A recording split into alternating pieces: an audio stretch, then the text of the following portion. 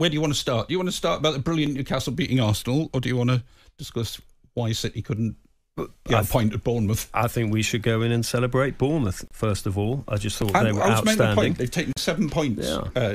They've drawn at Villa, beaten Arsenal, beaten Man City. I mean, that is some going, isn't it? Yeah. No, fantastic. Doing their bit for Liverpool to win the title. Yeah, I mean, just all over the pitch. I mean, everyone focused quite rightly on Kirkes and you know how he created the goals, but some of his work out of possession, you know, 2 blocks on Bernardo, throwing himself in the way of those shots was outstanding. But City's perspective, I mean, whether it's fatigue, whether it's a lack of rotation, and some of them are playing through injuries, as you know, it's a fairly small violin coming out here because of, you know, the strength of their resources, and they've got some great kids. You know, just maybe sort of ease 1 or 2 of them into the side. But you know, you just looked at the mistakes. Vardiol getting caught out for Semenya's turn. You know, that was poor. Foden, I mean, whether he should be back sort of working with Kirkes anywhere, whether it was the fullback, it was Kyle Walker, should have been on that side. You know, there was, I mean, Gvardiol for Bournemouth second, he didn't really react to Evan Nielsen's run, which is a great run. It's a fantastic finish and a brilliant ball in as well. But yeah, I mean, just those reactions were not good enough. You look at City's team, yeah, I hear what he's saying about, you know, injuries and that, and maybe some players are running a bit on empty, but that was a strong side.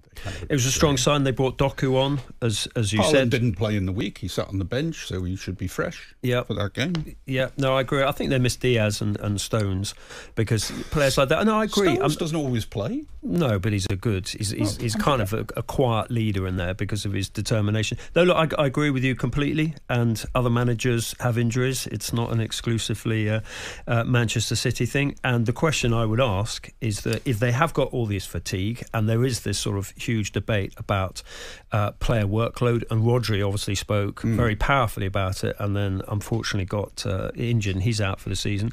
But are Manchester City still going to go to the Club World Cup at the end of the season? And look, there are 40 million reasons for them to go. You know, the financial, you know, probably the pressure from FIFA, the prestige in inverted commas of the competition, and that is a tournament too far. And that's why I think the Football Association should have stepped in and said, listen, we shouldn't be having this. We are overworking these players.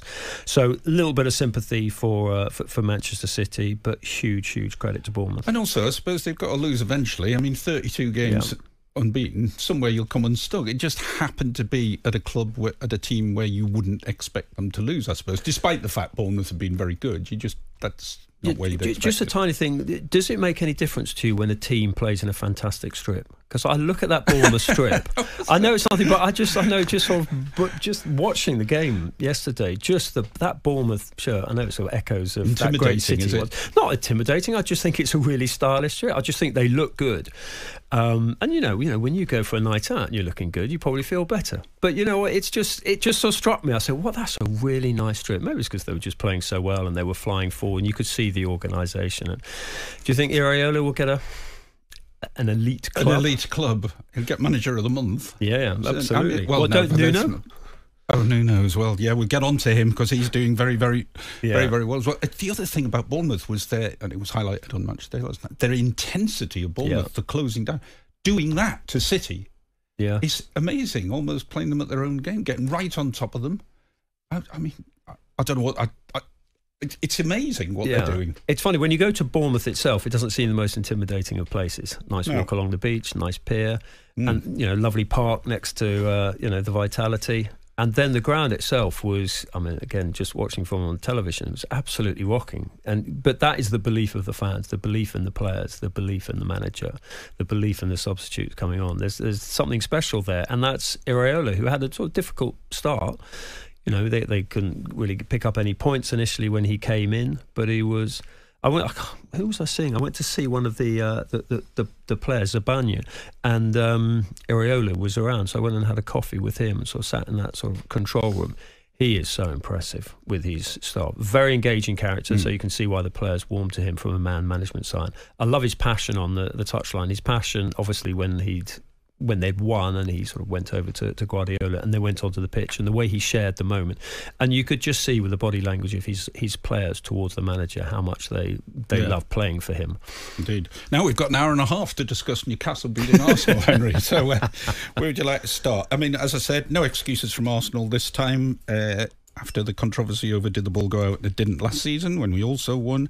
This time, Arsenal didn't lay a glove on Newcastle. I mean, that was the most comfortable 1-0 win I think I've seen in a long time. Could have been more. I thought Newcastle were outstanding. The focus on Odegaard's absence from Arsenal's perspective. I mean, he's one player. Okay, he's an important player. And what was it, 2 seasons ago when Saliba was out, got injured in Europe, and they missed him. But this fixation with one player. I know Odegaard in a way is more than a player because he's the creator, he's the leader, he sort of sets the tone. But, you know, Nwaneri could play in there. I still think, and I'm a stuck record on this, that they still miss a centre forward. Absolutely. I mean, Isak. If you put Isak in then we wouldn't have one. Exactly. Callum Wilson's never fit, so we need to keep him. Well, I completely understand that. And Anthony Gordon showing his versatility. He's played on the left, he played on the right. That's one of the crosses of the season. But this vaunted Arsenal central defence, and they are good. You know, they got caught out by that. So, yeah, look, there are issues with there, but it's interesting because I floated this idea earlier on Twitter. What would the reaction be if a lot of club managers withdrew players during this international break, citing fatigue and obviously the heavy, particularly in this country? We're daft. We don't have a winter break, so you know they're going to play sort of consistently throughout the winter period. And whether managers will see it as an opportunity to I thought you weren't allowed to do that. I thought it was. You're not allowed to do it. Well, you're not allowed to do it. But how do you define it? Obviously, the international doctors will talk to. They have to turn up and then be told. And you're then not fit. Yeah, and then they go back. And in fact, if you're a sensible international doctor, international team doctor, you'll say, listen, well, I trust the club doctor, but I bet there are a few withdrawals. Anyway, just coming back to that, Newcastle, that atmosphere. And look, let's give Eddie Howe some praise, because there's been a lot of sort of doubts thrown at him, which I just simply didn't understand. Because obviously there were changes behind the scene with what happened with Darren Eales, Amanda Staveley leaving. It must have been sort of, you know, unsettling for him. Obviously, what happens with what's going on in Darren's life, absolutely, it puts everything into perspective. But, you know, absolutely, we should remember what a good manager Eddie Howe is. You see, it's not so much the fans saying how out or anything like that. It wasn't like that. It was not as effusive in their praise as they had been, if you like, coming from quite a high bar where he earned lots and lots of praise. It's just people questioning a few of his decisions. I don't see any big deal about that, seeing as we'd gone through a bit of a bad run. They had a bad transfer window, and I don't think he was supported enough. Whether that's PSR, whether that's the owners, is a bigger debate. Well, I think, look, he looks happier now. Yeah. He looks like, with all the England stuff's out the way, he looks confident in what he's doing. Newcastle are starting to play some good stuff. Isak's back, and roll on this January transfer window and see if we can bring in the recruitment reinforcements that we need, I would say. On AM, on DAB, via the talkSPORT app and on your smart speaker. talkSPORT.